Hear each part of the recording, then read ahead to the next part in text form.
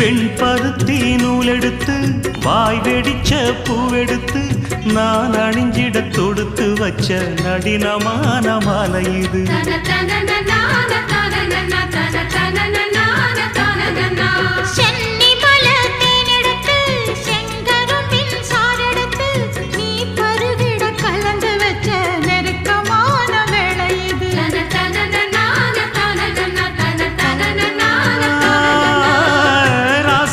உடம்பிருக்கும் ரவிக்க துணி நானாக அன்னாடம் சூடி கொண்ட ஆசை வச்சாகாதா.